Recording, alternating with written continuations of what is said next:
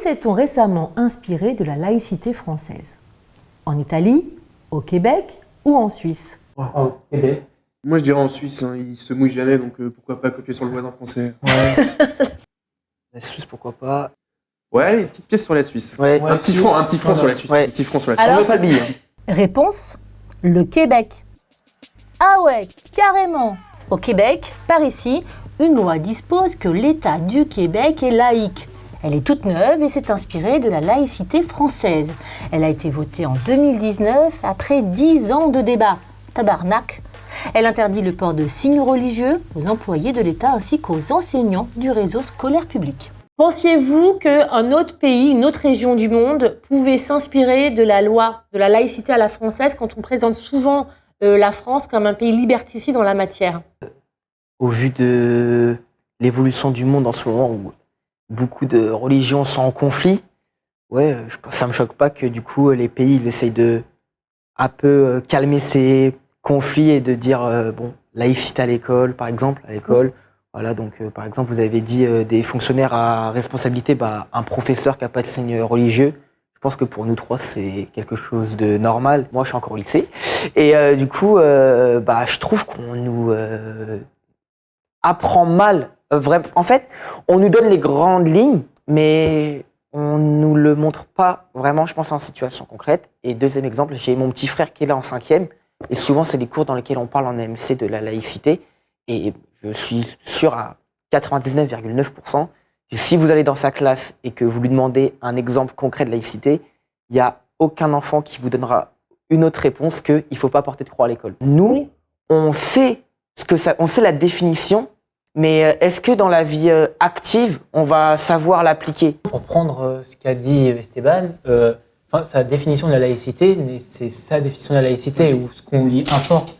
Mais en soi, la laïcité, si on respecte sa définition juridique, c'est la stricte séparation de l'État et de l'Église. Ouais. Donc là, ce qu'ils étaient en train de dire, c'est qu'entre copains, entre individus, on ne pourrait pas c'est ce que le discours médiatique veut faire de la laïcité, c'est que on ne veut pas... moi je parle de dépravation de la laïcité dans le sens où maintenant on interdit toute forme d'expression de judéité ou d'islamité. On va essayer on veut nier l'islamité et la judéité. La chrétienté, bizarrement, est moins stigmatisée. Et moi, je vois c'est une dépravation, une instrumentation de la laïcité à des fins qui sont discriminatoires. Je suis pas trop d'accord avec toi parce que personnellement, je fais du sport, du rugby, et c'est un sport où c'est vraiment une bande d'amis qui jouent ensemble le samedi. Et dans mon équipe, il y a vraiment de tout. Donc vraiment, il y a des chrétiens, des athées, des musulmans. Et par exemple, il y a un musulman dans mon équipe qui vient, voilà, il a son collier, mais en aucun cas on va l'attaquer sur ça ou le mettre de côté pour ça. Non, viens comme t'es. C'est pas parce que tu es musulman, que tu es chrétien, que tu es athée, que tu vas être refoulé. Pour moi, la laïcité, c'est le vivre ensemble de chaque personne sans qu'il y ait la question de religion entre eux, ou vraiment, par exemple, je parle avec Paulin et Nathan pour ce qu'ils sont et pas pour ce qu'ils croient.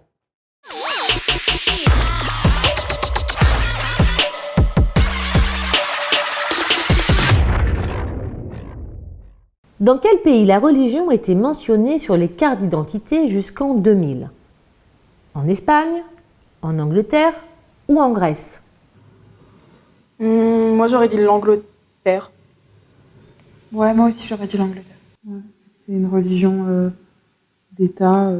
Je veux dire la Grèce. Réponse, en Grèce. Eh oui, en Grèce, les papiers d'identité mentionnent la religion dès 1941 sous l'occupation nazie pour distinguer les juifs des chrétiens. Il a fallu attendre l'année 2000 et les normes européennes pour que cette mention disparaisse des cartes d'identité. La religion est désormais une donnée personnelle et non publique. L'Église orthodoxe, religion d'État, s'est fortement opposée à cette décision mais n'a pas obtenu gain de cause. Pour vous, la religion doit-elle être une information privée? Oui. Ah bah oui. Ça regarde personne. Demain, on va pas se présenter à quelqu'un. Bonjour Inès, musulmane, juive, chrétienne. Ça regarde personne. Après, c'est pas non plus une raison pour ne pas le dire. En fait, si toi, tu as envie de te présenter en tant que tel, pourquoi pas, mais c'est pas un critère, un trait de personnalité, quoi. Mais surtout une dérive pour les minorités. Enfin, si t'es une minorité et on commence à aller dans un contexte hostile pour ces minorités seraient obligées de se dire qui elles sont et du coup, c'est dangereux. Ouais, c'est exactement pour ça qu'il n'y a pas de registre. Parce que s'il y a des registres, on revient comme en 40 et on sait exactement, monsieur habite là et il pratique cette religion. C'est un facteur en plus qui est discriminant, comme par exemple aussi la sexualité, en fait, si tu es hétéro, bi ou homo, tu vois, enfin ça fait pas partie de ton état, en fait on s'en fiche un peu, en somme, je m'en fiche que tu sois juif, musulman, chrétien, et c'est pour ça que tu n'as pas non plus à te dire de telle religion, ça regarde que toi. Et Vous imaginez qu'un pays comme la Grèce mentionnait comme ça la religion sur des cartes d'identité, en tout cas associer la citoyenneté à la religion? Le problème, il est aussi si accéder à la citoyenneté, il est lié avec la religion, par contre. Si on conditionne ton accès à quelque chose en fonction de ta religion.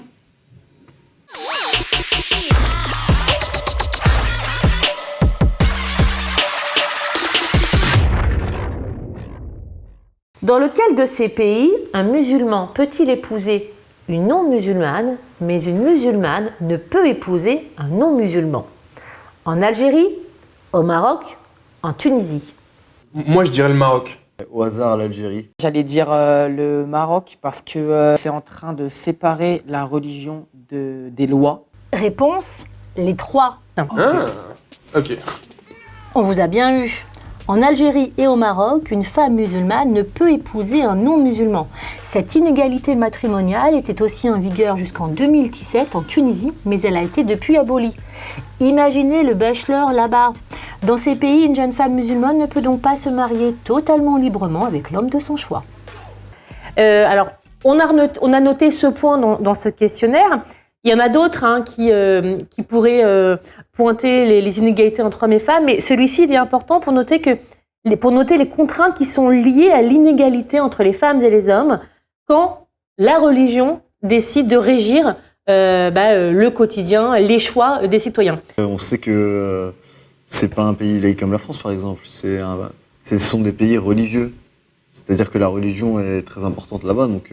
Ça peut nous choquer d'un point de vue, nous, comment on vit, où on peut se marier à la mairie librement avec n'importe quelle religion. Mais comme a dit Arnaud, moi ça me choque pas parce que c'est un pays, voilà. Après, faut respecter aussi si ça se passe bien dans ce pays avec ces lois-là, que les gens sont heureux. Moi, ça me choque pas. Enfin, si un pays allie la religion à son gouvernement, forcément il y aura des choses comme ça. Donc, ça me choque pas tant que ça. C'est juste une autre culture en fait. Si demain, ça venait à arriver en France, évidemment, moi personnellement, je serais contre. Il y a une question qui rentre aussi en compte, la question de l'égalité homme-femme. L'homme a le droit à ceci, la femme n'a pas le droit à cela. Est-ce qu'ils sont sur le même pied d'égalité ?